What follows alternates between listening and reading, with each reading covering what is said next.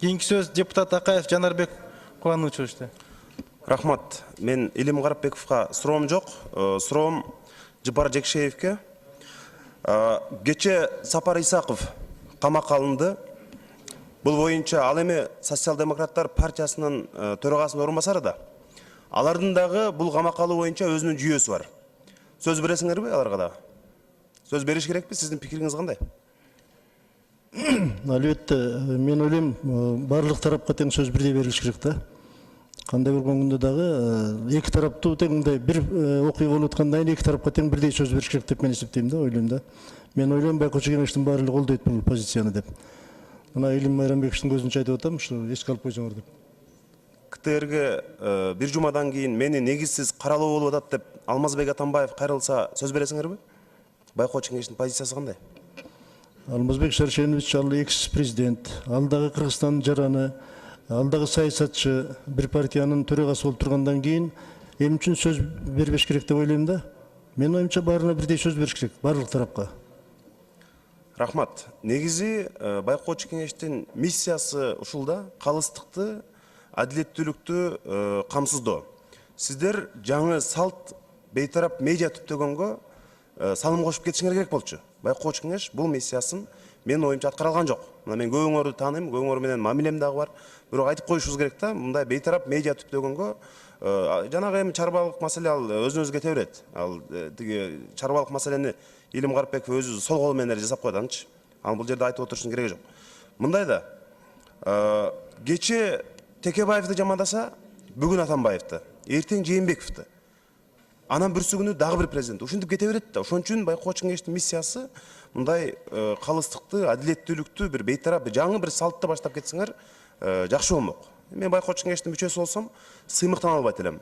Азамат Болгонбаев мырза каршы чыкты деп айттыңар. Биз азыр ал кишиге дагы ушул жерден сөз берип коюшубуз керек. Эмне үчүн сиз отчетко каршы чыкканыңызды кыска, нуска, тога терин айтып берип каласызбы?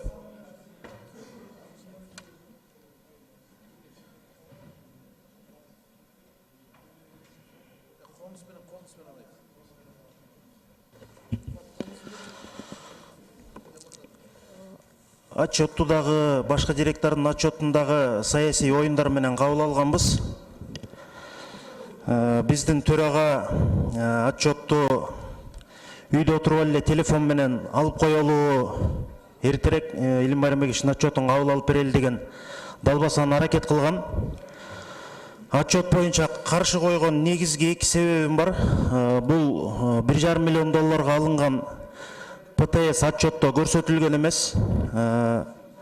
Буга чейинки жыйындарда дагы маалымат берип коюусун өтүнгөндө дагы эч кандай маалымат берилген эмес. ПТСти кимдер алып келген, кандай негизде тандалып алынган бир дагы маалымат берилген эмес. Экинчи негизги себебим саясий кырдаалдарда жогоруда депутаттар айтып өткөн каралоолордун учурунда биз Байкоочу Кеңештин бирин-экин мүчөсү мыйзамда талап коюлгандай 5 адам макул болуш керек экен кезексиз жыйын өткөргөнгө. Ошолорду өткөрүүгө дагы мүмкүнчүлүгүбүз болгон жок. Саясий каралоолор буга чейин кандай жүрүп келсе ошондой эле негизде жүргөн. Биз кезектеги жыйындарда ушул тууралуу Илим Майрамбековичтен сураганда ал адамдар сотко кайрылган эмес, ошондуктан биз жооп бербейбиз деген оюн айткан. Негизги себеби ушул. Анан дагы майда чүйдө маселелери бар. Жалпысынан КТРде дагы Илим Майрамбековичтин ишмердүүлүгүнө каршы болгон кызматкерлер абдан көп экен. Өткөндө айттым эле, мен кийинки жыйында, Байкоочу Кеңештин кийинки жыйында албетте төрагыбызды алмашылат. Мен Илим Майрамбековичке ишеним көрсөтпөгө чакырам Байкоочу Кеңештин мүчөлөрүн. Эгер калыстык, абийир, элдин алдындагы абийирибизди сактагыбыз келсе, биз Байкоочу Кеңеш Илим Майрамбековичке ишеним көрсөтпөө кабыл алуу чечимин кабыл алышыбыз керек. Мен сунушка киргизем. Жана сиздерди дагы Илим Майрамбековичтин отчетун, Байкоочу Кеңештин отчетун кабылдабаганга чакырам. Рахмат. Рахмат. Бул эми жакшы пикир, Илим Майрамбекович. Сиз туура түшүнөсүз деп ойлойм. Анткени бардык жерде ушундай тең салмактуу пикир айтылып, карама каршылыктар болуп турган жерде мындай иш өнүгөт да. Дагы бир сунушум, мына коррупция менен күрөштө КТРК-дагы ушул өзүнчө жакшы бир иликтөөлөрдү жасап аракет кылса жакшы болот эле. Кыргыз журналистикасында жана Улан Эгизбаев өзү жалгыз коррупция менен күрөшүп аткандай бир элес калып атат да. Ошол КТРде мүмкүнчүлүк чоң да. Ошону сиздер дагы колго алсаңыздар жакшы болот эле деп ойлойм да. Анан жалгыз жолу мына депутаттардын алдында дагы, саясатчылардын алдында саясий топтор, алар ар бири өзүнүн мындай кызыкчылыгын коргойт. 10 секунд. Жалгыз жолу баарынан качпаш үчүн бул калыстык. Калыстык болсо, калыс эле болсоңуздар, мындай эч кимден коркпой, бир дагы саясий күчтөрдөн коркпой, тике карап мындай жооп бере аласыздар деп ойлойм да.